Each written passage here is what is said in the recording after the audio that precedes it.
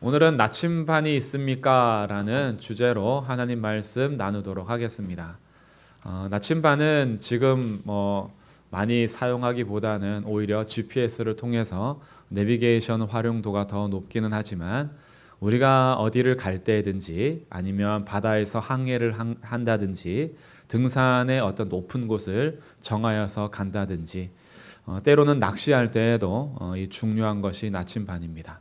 방향을 제대로 설정해서 나의 위치를 알아야지 다음 갈 곳을 정할 수 있고 또 다시 되돌아갈 수 있기 때문이지요.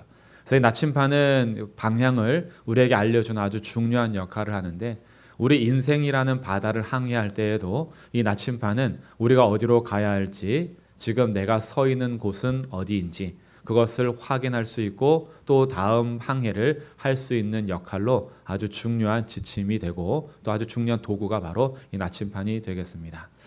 그런데 우리가 이 바다를 항해한다라고 할 때 나침반이 있는 배가 있고요. 나침반이 없는 배가 있다라고 한번 생각해 보겠습니다.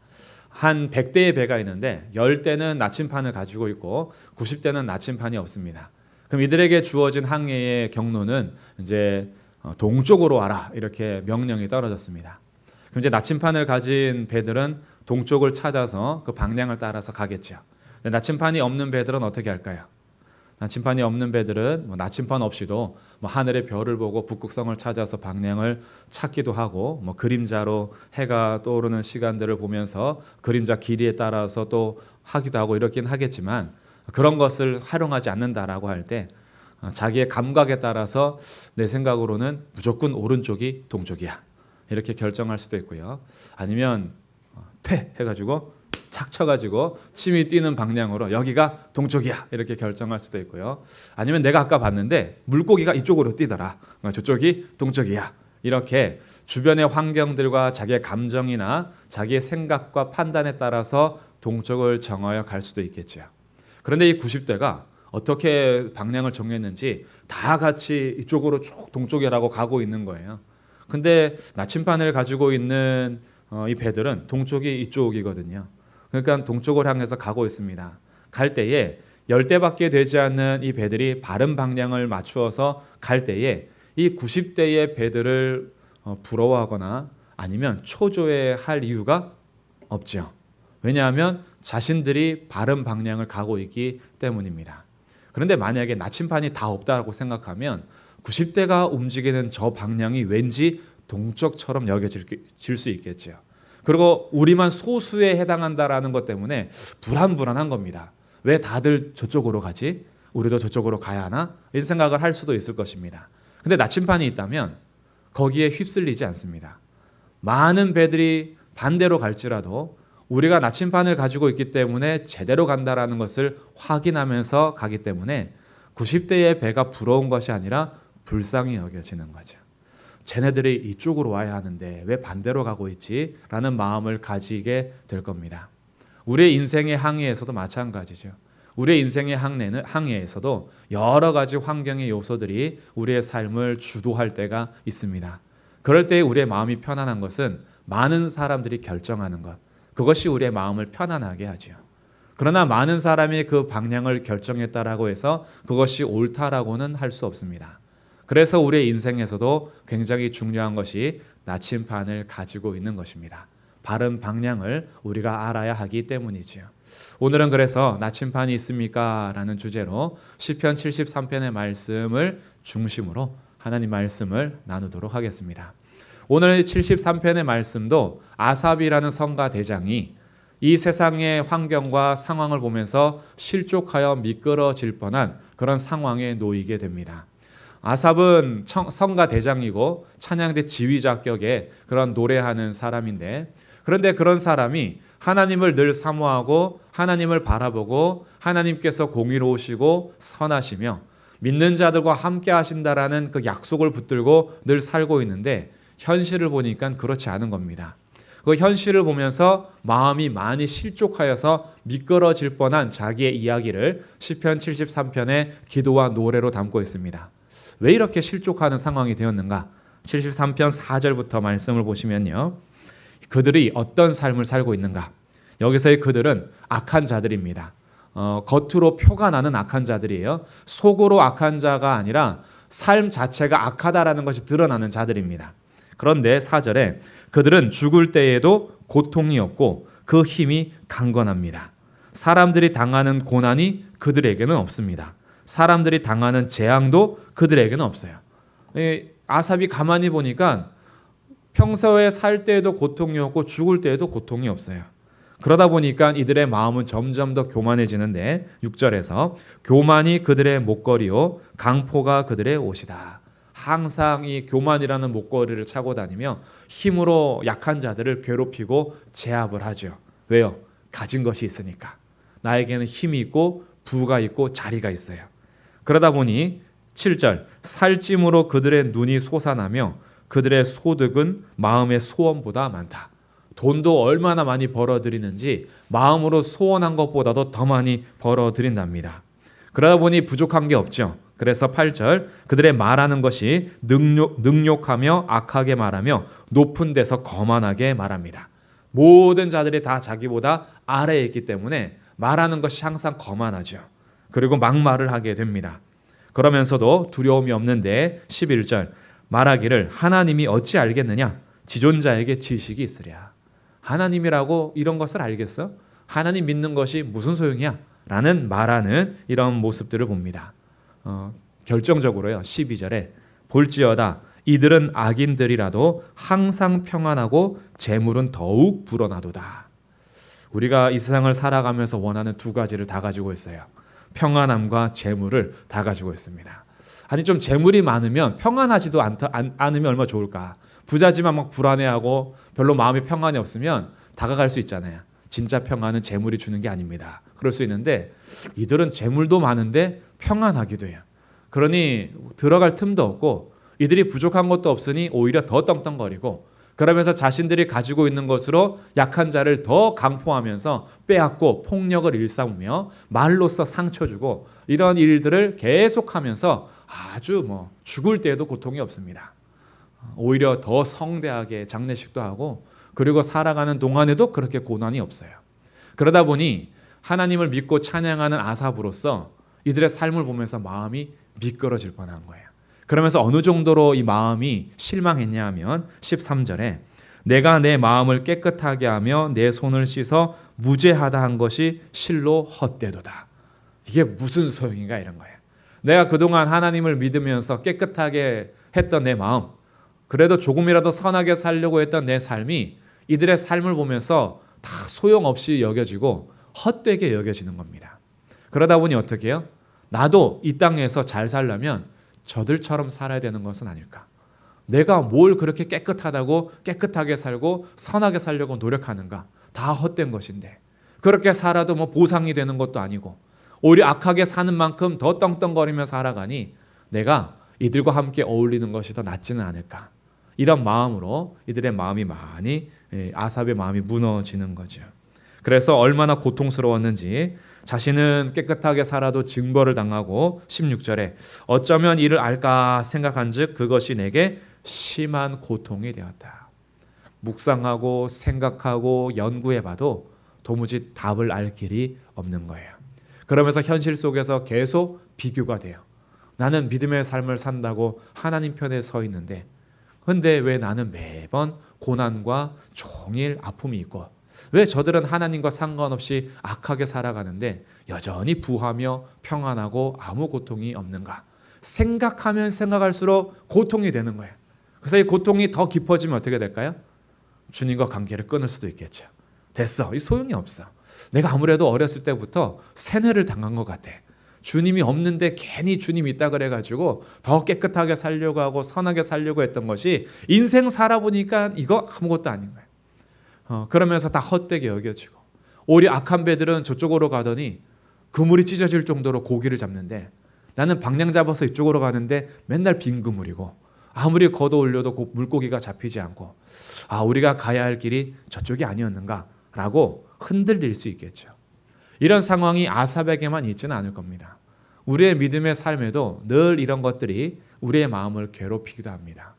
내가 그동안 주님을 그렇게 믿고 주님의 말씀 따라서 살려고 한 것이 왠지 이 세상에서 평가할 때에는 아무 소용이 없는 것처럼, 오히려 하나님을 무시하고 자기의 욕심에 따라서 더 악하게 살았던 자들이 더 높은 자리에 가고 더 재물을 많이 모으는 것을 보면서 저렇게 사는 것이 더 행복이 아닐까? 내가 뭐라고 나만 이렇게 늘 고통을 가지고 살아야 할까? 이런 마음들이 우리의 믿음의 생활 속에서 한 번씩 이상은 찾아오게 됩니다. 그러면서 내 믿음이 괜히 헛된 것처럼 여겨질 때도 있겠죠. 이럴 때 필요한 것이 방향을 제대로 알려주는 나침반이 필요합니다. 이 아삽에게 이 나침반 역할을 한 것이 이제 17절인데요. 17절부터 이 시는 반전을 이루어갑니다. 우리 17절 말씀 다 함께 다시 읽어보겠습니다. 시작. 하나님의 성소에 들어갈 때에야 그들의 종말을 내가 깨달았나이다. 아멘. 아삽에게 있어서 나침반 역할을 했던 것은 하나님의 성소예요. 하나님의 성소에 들어갈 때에야 그제서야 제대로 깨닫게 된 겁니다.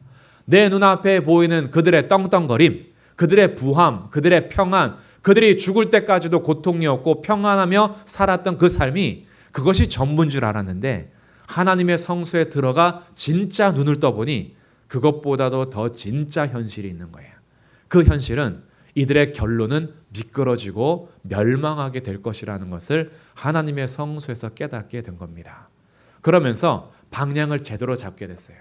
하나님의 성소에 들어가기 전에는 이들이 그저 부럽거나 아니면 이들을 이렇게 놔두시는 하나님을 향해서 마음이 더 고통스럽거나 그래서 미끄러질 뻔하고 실족할 뻔했던 자신의 마음이었는데 이 고통의 마음을 생각하면서는 고통이었으나 하나님의 성소에서 하나님을 가까이하고 만나고 보니 진짜 자신의 삶에 무엇이 복인지를 깨닫게 됩니다. 그래서 17절 이하부터는요. 이 시인의 고백이 반전을 이루어 갑니다. 하나님 앞에 탁 서고 나니 18절 주께서 참으로 그들을 미끄러운 곳에 두시며 파멸에 던지셨다. 그들이 높은 곳에 올라가면 올라갈수록 추락할 때의 아픔은 더 커져가는 거예요. 그들이 많이 가지면 많이 가질수록 아무 소용없이 자기를 구원할 수 없음을 깨달을 때에 그 부함이 아무 소용이 없게 되면서 더 허탈해지는 거예요.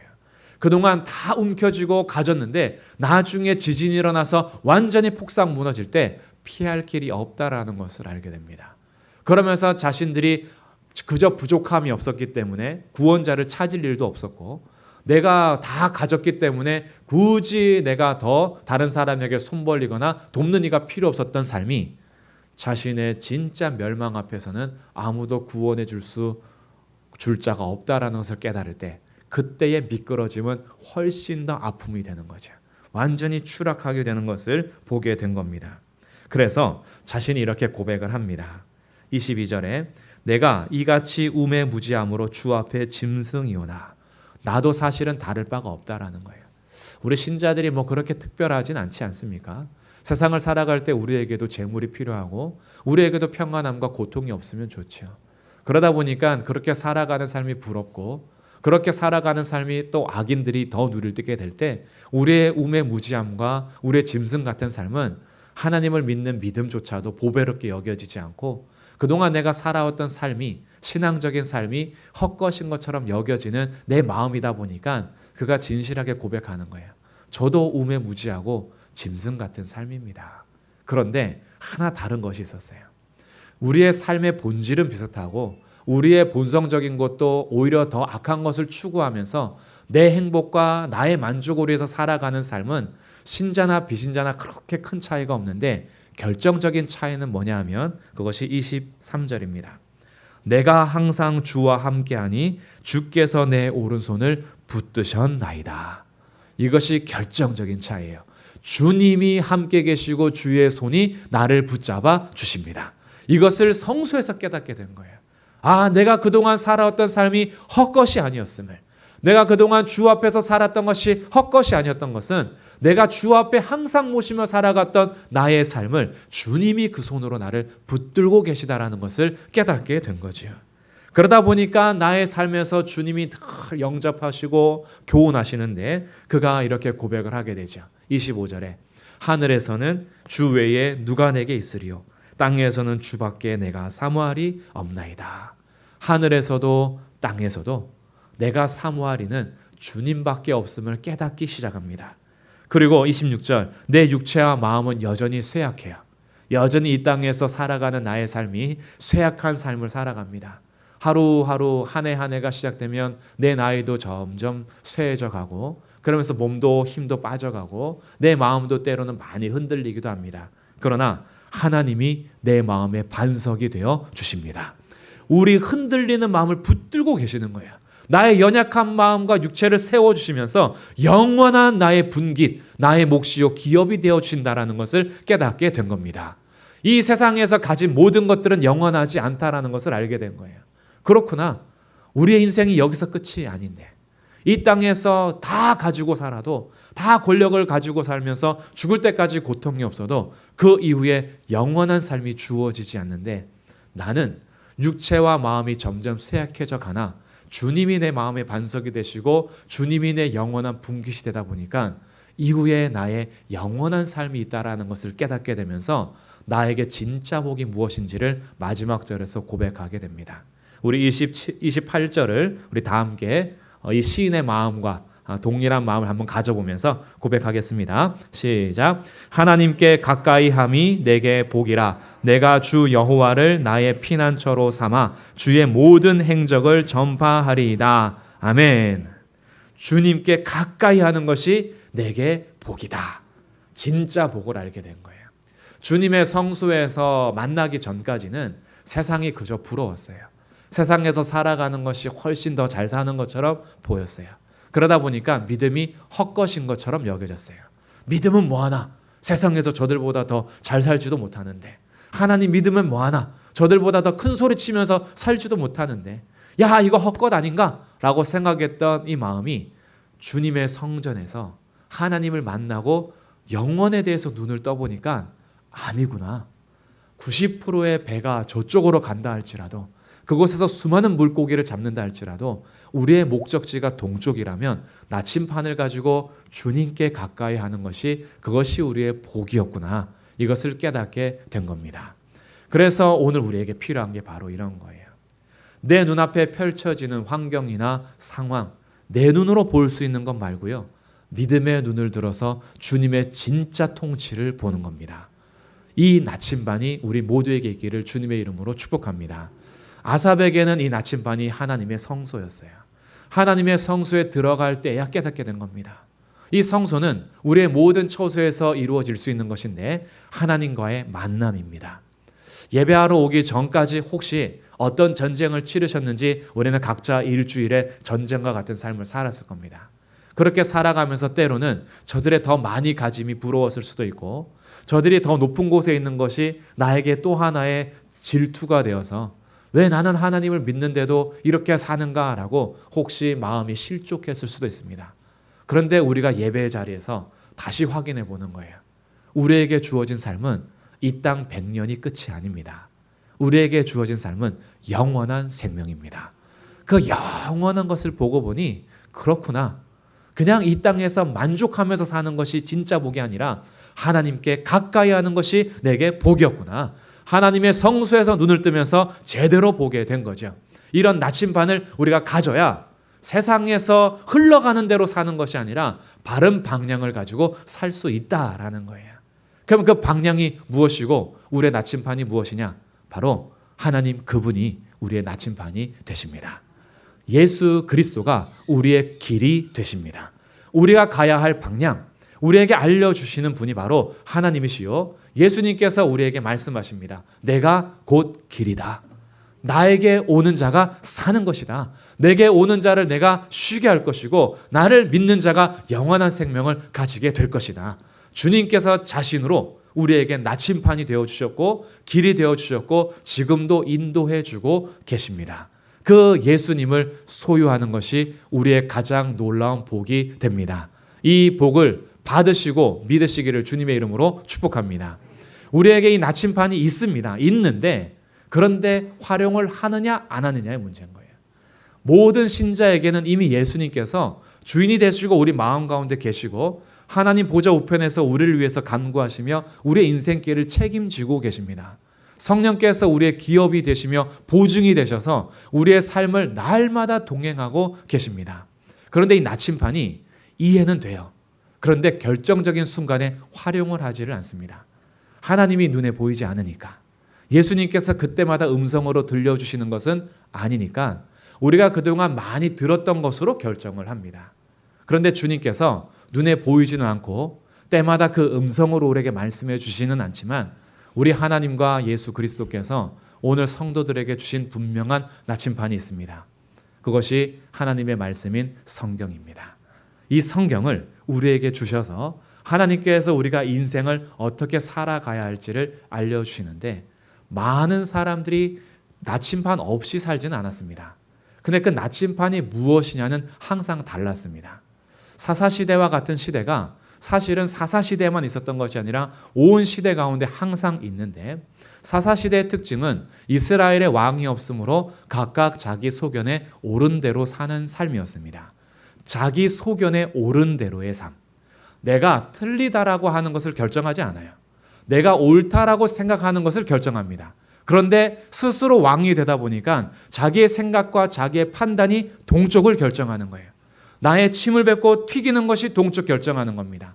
내 감정이 동쪽을 결정하는 거예요. 그러면서 내 스스로 옳다 여기는 것으로 가는 그 시대가 사사시대였는데 그때가 가장 암흑기와 같은 시대였죠. 과연 그때만 그러느냐? 역사 속에서 이 사사시대는 계속 진행되고 있었습니다. 때로는 인간의 이성이 나침반 역할을 했어요. 그래서 수많은 철학자들의 사상이 인간이 무엇인가 라는 것에 대해서 고뇌하게 했고 인생이란 무엇인가, 우리의 삶은 어떻게 살아야 하느냐, 그런 철학적인 가르침을 다 받아들여서 우리의 인생의 방향을 정할 때도 있었습니다. 때로는 우리의 이 감성이 최고의 나침반이 되어서 너가 마음에 느끼는 대로 해라. 모든 판결이 옳다라고 여겨도 내 마음이 옳은 것이 싫으면 싫은 거예요.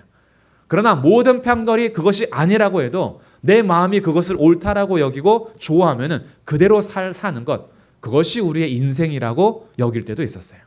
너가 행복해야 진짜 행복이지. 너가 즐거워야 진짜 즐거움이지. 너 마음이 움직이는 대로 해라.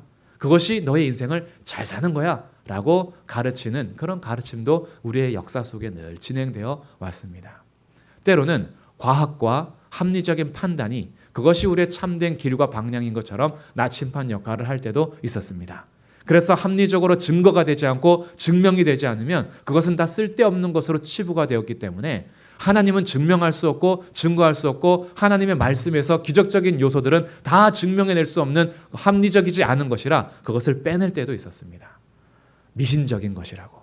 합리적으로 판단되고 근거가 나와야 그것이 진짜 방향이라고 여기면서 우리의 신앙을 굉장히 헛것으로 만드는 그런 시대를 흘러가기도 하였습니다. 우리 모든 삶에는요, 하나님이 왕이 아니라 스스로 왕이 되어서 내가 옳다고 여기는 것들대로 살아왔던 수많은 시대를 오늘도 여전히 살고 있습니다. 근데 이런 우리의 삶에 주님께서 우리에게 분명하게 주신 나침반이 있어요. 그것이 바로 우리가 오늘도 가지고 읽고 있는 하나님의 말씀인 성경입니다. 이 성경이 우리의 삶의 나침반인 것을 머리로는 이해하는데, 그리고 오늘 말씀 들으면서도 그 당연한 얘기를 하는가? 너무나 당연한 얘기. 그치, 성경이 우리의 방향이고 성경대로 사는 것이 우리의 삶이고 우리 믿음의 삶이라면 당연히 성경이 우리의 길이라서 예수님이 어떤 분이신지, 하나님이 무엇을 하셨는지, 인간이란 존재는 무엇인지, 인생은 어떻게 살아야 하는지 성경을 통해서 배우는 것 당연한 것 아닌가라고 모두 동의는 할 줄 몰라도 그 당연한 나침반대로 살아가지 않는 삶이 우리의 익숙한 삶이 되지는 않았습니까? 그냥 이것이 나침반이라는 것은 인정은 하고 성경대로 살아야 되는 것을 알매도 불구하고 성경에서 요구하는 것과 우리가 살아가는 삶의 갭이 너무나 커서 이제는 성경은 그냥 예배 시간에 듣는 하나님의 말씀으로만 혹시 치부되지는 않았습니까? 이것이 나의 인생에 무슨 도움이 된다고? 나의 삶에서 살아가는 것들은 먹는 것이 너무나 많아서 이제 우리를 지배하는 것들은 수많은 대중매체를 통해서 모두 각자의 시간에 각자의 스마트폰으로 영상을 보지만 같은 영상을 공간만 다른 곳에서 보고 있지 거기에서 듣고 받는 모든 정보들이 나의 나침반이 되어서 결정적인 순간에는 내가 많이 습득한 정보로 결정하게 되는 우리의 삶을 보는 거죠. 성경을 내 마음에 많이 습득하지 않았기 때문에 하나님 말씀을 나의 삶에 계속 체질화시키지 않았기 때문에 우리가 답은 알고 있어도 결정적인 인생의 선택을 할 때에는 나침반대로 결정하는 것이 아니라 많은 사람이 가는 대로 안전하게 갑니다. 그리고 많은 사람이 움직이는 것으로 갑니다. 그리고 많은 데서 말하는 대로 우리도 살고자 하는 거죠. 그렇게 안 하면 불안한 거예요. 성경대로 살아가는 삶은 극소수이기 때문에 극소수의 길이 불안해 보이는 거죠. 전혀 보장되지 않은 어둠의 길을 가는 것 같습니다. 오히려 세상에서 말하는 대로 살면 수확을 거둬요. 고기가 잡힙니다. 당장 눈에 보이는 그런 이득이 있어요. 그러다 보니까 당장 손에 잡히지 않는 그런 이득이 없음. 정말 지금 말씀대로 살아도 별로 그렇게 나한테 이익이 오지 않는 이런 삶을 살아가는 우리의 삶이 불안해지는 겁니다. 그러다 보니 답을 아는 것과 그 나침반을 가지고 살아가는 우리의 삶에는 너무나 갭이 큰 거예요. 근데 오늘은 우리가 이 시편 73편을 통해서 우리 눈에 보이는 대로 결정하는 삶은 사사시대에 왕이 없음으로 각각 자기 소견에 옳은 대로 살아가는 삶과 같고 그 결과는 멸망입니다. 90%가 그쪽으로 간다라고 해서 멸망이 취소되지 않습니다. 왜냐하면 죽음의 길은 모두에게 이미 정해진 것이기 때문인 거죠. 그런 우리 모든 형벌과 죽음의 길 가운데에 주님께서 우리를 구원하셔서 하나님의 백성들이 살아가야 될 진짜 지침을 우리에게 주셨습니다. 그리고 하나님 말씀대로 살아가는 자들에게 주님께서 오른손으로 붙드시고 그의 인생을 보장해 주시기로 약속하셨습니다. 그 약속을 믿으시기를 바랍니다. 그래서 우리들이 이제는 이 말씀이 맞아, 나침반이지, 말씀대로 사는 것이 맞지라고 동의하는 것이 아니라 우리의 삶에서 체질화하는 삶이 필요합니다. 이를 위해서 제가 3가지 적용적 말씀을 드리도록 하겠습니다. 첫 번째는요, 묵상하는 삶을 습관화하는 겁니다. 하나님의 말씀을 묵상하는 삶. 묵상과 성경 읽기의 차이는 어떻게 보면 종이 한 장의 차이입니다. 성경을 읽는 것 자체가 사실 묵상과 연결되는데 조금의 차이가 있다면 읽는 본문을 곱씹는 것을 묵상이라고 합니다. 그냥 하루에 3장씩 정해진 본문을 읽어만 갈 수도 있겠죠. 그런데 그냥 읽었다라고 끝나는 것이 아니라 오늘 내가 읽은 말씀을 한번 더 곱씹어 보는 것. 읽긴 읽었는데 무슨 내용인지 파악이 안 됐다. 그러면 한 번 더 읽는 거죠. 한 번 더 읽다 보면은 내게 주시는 어떤 그 딱 마음에 와닿는 말씀이 있거나 그래요. 그 말씀을 단락별로 끊어도 됩니다. 아니면 한 절, 2절로 끊어도 돼요. 그 말씀을 어떻게 해요? 계속 곱씹는 거예요. 그래서 아침에 읽었던 말씀이 점심에도 한 번 더 생각해 보는 겁니다. 오늘 아침에 내가 무슨 말씀 읽었더라? 아, 맞아. 성소에 들어갈 때야 참으로 깨달았다 그랬지. 내 눈에 보이는 대로 사는 것이 아니라 진짜를 봐야 된다 그랬지. 맞아. 성소를 가져야 돼. 하나님과의 만남이 있어야 돼. 그것이 오늘 내가 곱씹는 말씀이었어. 그리고 하루 일과를 마치고 잠들기 전에 오늘 내가 무슨 말씀을 묵상했더라? 그렇지. 성소에 들어가는 것이 진짜였고 하나님 가까이 하는 것이 복이라 그랬어. 오늘 나는 어떻게 살았지? 하나님과 가까이 했는가? 아, 나는 오늘도 내가 살던 대로 살았구나. 아, 내일은 하나님과 더 가까이 하고 싶다. 이런 말씀이 나의 삶에서 계속 되뇌이는 것, 이것을 묵상이라고 합니다. 그래서 이 묵상하는 삶을 훈련하고 습관화할 때 그때의 우리의 결정적인 삶에서 묵상했던 말씀이 나를 지배하는 거예요. 결정적인 순간에 내가 묵상한 만큼 되는데 많은 사람들이 성경만 묵상하는 건 아닙니다. 수많은 연예인들의 말들을 묵상하기도 하고요. 명언들을 묵상하기도 하고요. 음악을 묵상하기도 하고요. 그렇게 묵상하는 것만큼 무엇을 묵상했냐에 따라서 결정적일 때 그 묵상하는 것이 튀어나와요. 그렇기 때문에 우리의 삶에서요. 하루 24시간이라는 시간, 일주일의 시간을 보내면서 하나님 말씀을 묵상하고 먹는 시간을 확보하셔야 됩니다. 그 삶을 그냥 지나가 버리면 우리는 답은 알고 있어도 답대로 사는 것이 아니라 내가 또 원하는 대로 살게 될 거예요. 그렇기 때문에 첫 번째, 하나님 묵상하는 시간들을 다시 가지십시오. 두 번째는요, 기도하는 삶을 습관화하는 겁니다.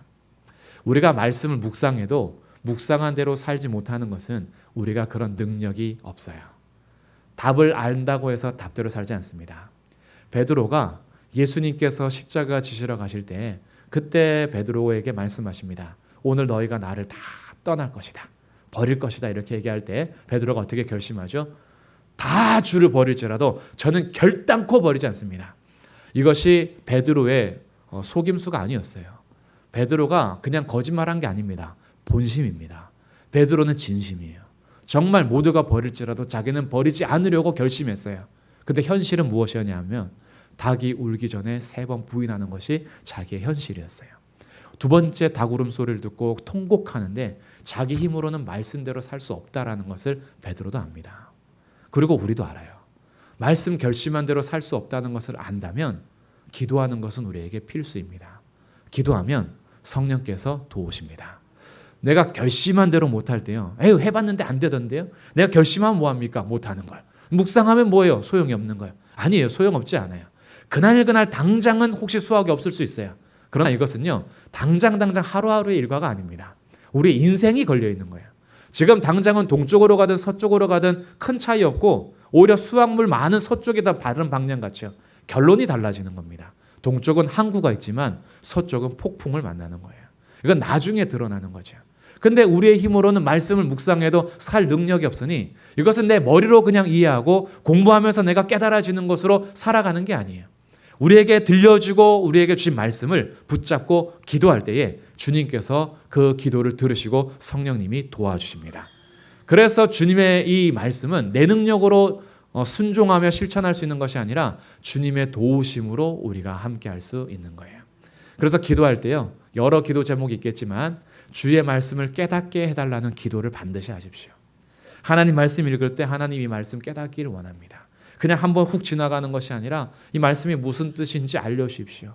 그리고 하나님 이 말씀대로 살아가고 싶은데 도와주십시오. 이 기도를 꼭 하시기를 바랍니다. 세 번째는요. 연결되는 거예요. 묵상하고 기도했다면 세 번째 너무나 중요하지만 우리가 잘 안 하는 것. 작은 것이라도 실천하는 겁니다. 이게 우리가 정말로 반드시 해야 될 적용이에요. 오늘도 우리가 함께 말씀을 나누었어요. 나침반이 성경이다라는 것을 다시 확인했고 이 성경을 우리가 나침반으로 결정적일 때에 방향을 바르게 잡으려면 묵상해야 되고 기도해야 된다라는 것을 나누었습니다. 근데 말씀 끝나고 또 예전에 살던 대로 살면은 이것도 그냥 모래성 짓기가 돼요. 그냥 파도 들어오면 다시 무너질 겁니다. 작은 것이라도요. 내가 할 수 있는 실천 사항을 찾는 것. 이것이 오늘 세 번째 적용이에요. 너무 많은 것을 하려고 하지 마십시오.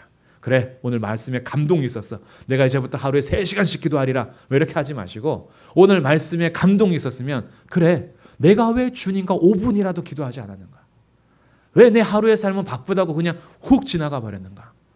바빠도 내가 만날 사람은 꼭 만났고 내가 먹고 싶은 집은 찾아가서 꼭 먹었고 내가 마시고 싶은 커피는 다 마시면서 꼭 만나야 될 왜 주님은 만날 생각이 없었는가.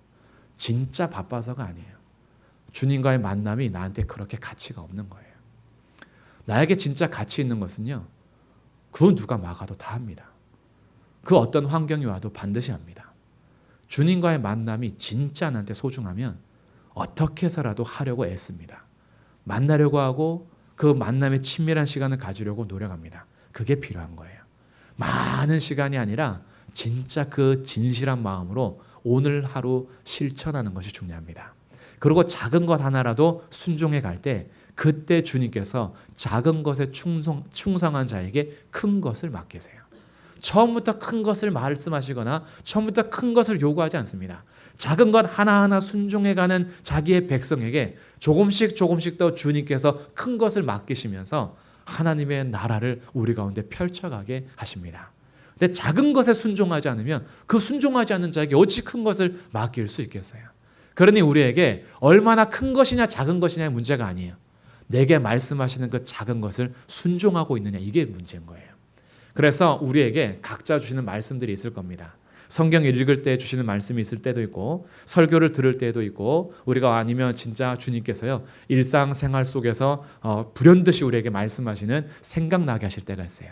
그때 그것을 그냥 모래성으로 이렇게 쌓아서 흘려보내지 마시고 그 작은 것 하나에 순종하시는 것. 내가 할 수 있는 것 하나 찾아서 실천하는 것. 그것이 나침반이 성경이라는 것을 답으로만 아는 것이 아니라 우리의 삶에서 이제 그 방향을 따라서 걸어갈 힘을 주게 합니다. 그래서 이제는 나침반을 가진 자들은요. 결코 90%의 배들이 항해하는 것을 부러워하지 않습니다. 그리고 실족하거나 미끄러지지 않아요.